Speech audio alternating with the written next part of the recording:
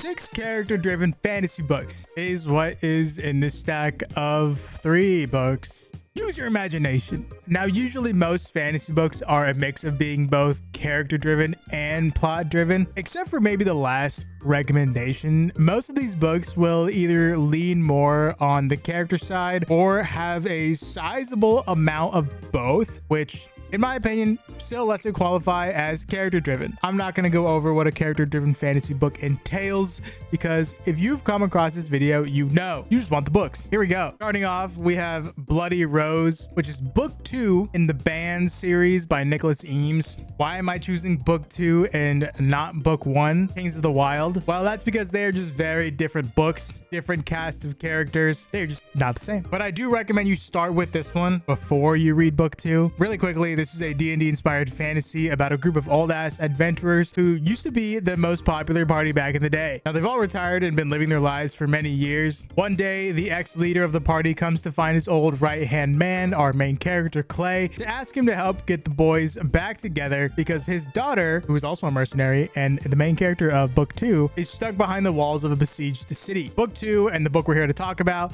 is the sequel, which follows the daughter, Rose's party years later. While the first book's a fun adventure, the second book is a book about loyalties, love, trauma, and coping. The character work that Eames does in book 2 is insane in comparison to book 1. We have a drug-addicted mother with PTSD, her immortal husband, who I think is a traitor to his family, or they hate him or something like that, a depressed ink witch summoner who tattoos her summons onto her body, to no spoilers, a family shaman man, and a main character who is just absolutely brand new to this entire party, to all of the character dynamics that have already been established between the members of said party, and he goes about exploring them. Did I say that the daughter is the main character? I did not mean to say that if I did. This book is filled with hidden motives, mental health issues, and fascinating character dynamics that you will think about years later. Next, we have The Empire of Silence by Christopher Rocchio. I never know how to say his name right. This is book 1 in the Sun Eater series. Now, so far, I've only read book 1, but I absolutely plan on continuing. The last half of this book convinced me to keep going. It's kind of a slow read because this first book really isn't plot heavy. Not that non-plot heavy characters can't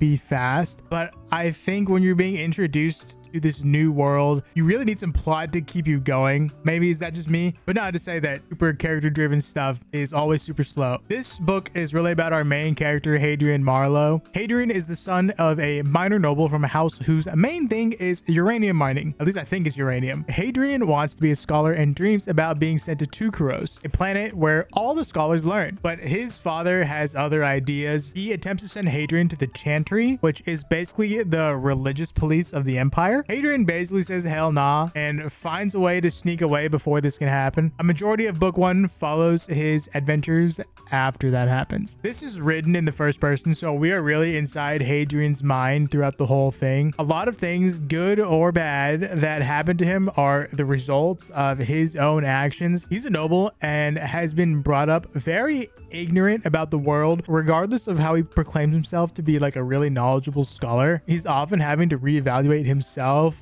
the world around him, and other people. We watch in real time as he learns to put himself in other people's shoes. I say this is character driven because we truly see Hadrian evolve very, very small bits at a time, learning his lesson. It's also really interesting watching as we encounter other characters who don't change as easily or as willingly as Hadrian and don't like thinking outside of their own perspective. It makes you wonder what the reasons for that are, the motives of other people, their upbringing. Hadrian is very willing to be introspective and very willing to admit his faults and mistakes in order to grow, and I love that about him. Empire of Silence isn't my favorite book, not by a long shot, but the path of change we see Hadrian go on in book 1 is enough to convince me to read book 2. 1000%. I've heard that this series is one of the best sci-fi series of all time, so I'm gonna hold everybody who's ever said that to that. If you're enjoying this video, make sure you like and sub. Check out the link tree in the link below. Next, we have The Sword of Kaigen by M.L. Wong. At its core, this novel is about dealing with expected gender norms in a socially conservative society and household. It's a Japanese/Korean inspired military-ish fantasy that follows 2 main characters, Mamoru, and more importantly, his mother, Misaki. Mamoru is the son of the most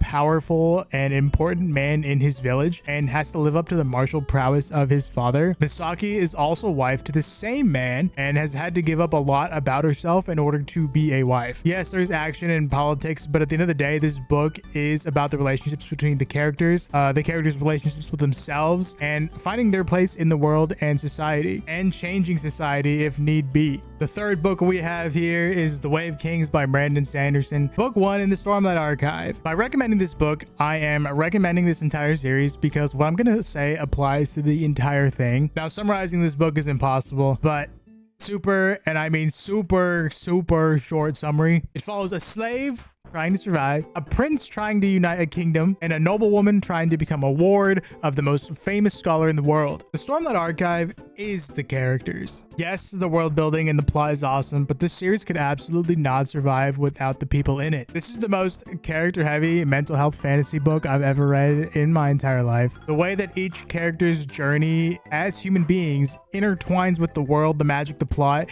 is a mastercraft. Is mastercraft a word? Did I use that right? I don't even know. As amazing as the lore and magic is in this series, you will be far more attached to who the characters are as people. They will feel like your friends. Once you've read all the books that are out, you will feel like you know these people on a more intimate level than you know your close friends and family. That's a crazy thing to say, but it's true. You will know these characters the way your therapist knows you. Mental health is such a huge aspect of this book. I feel like that automatically makes it extremely character driven. You will learn about yourself, about other people, about life from lessons that are very wise and very personal. These characters will affect your personal life just like they have affected mine. Watching their struggles, their growth, their falls, their risings is one of the greatest things us humans will ever be gifted. Now, how the hell do we follow that up? The next two books are actually both by the same author, Joe Abercrombie. So even though this is technically 5 and 6, we'll combine them kind of into one. They are The Blade Itself, book 1 in the First Law trilogy, and Best Served Cold, a standalone that can be read by itself-ish or read directly after finishing the First Law trilogy. Personally, I recommend that. Now, The Blade Itself and the First Law trilogy in general is the fantasy series when it comes to characters. Joe Abercrombie is the man when it comes to character-driven fantasy. Even more than Sanderson, dare I say. I personally like the Stormlight Archive more, but I'll admit when my second favorite series is outclassed in at least one aspect. The Blade Itself is like 90% characters, 10% plot, which is just crazy. The book follows 3 main perspectives: a veteran soldier who has severe permanent injuries causing basically half of his body to have just been destroyed. He's in excruciating pain every day, walks with a limp. One entire side of his body is just mangled. He's missing teeth, and he often shits himself on the regular. Our next character is a spoiled brat lieutenant who only cares about living the good life.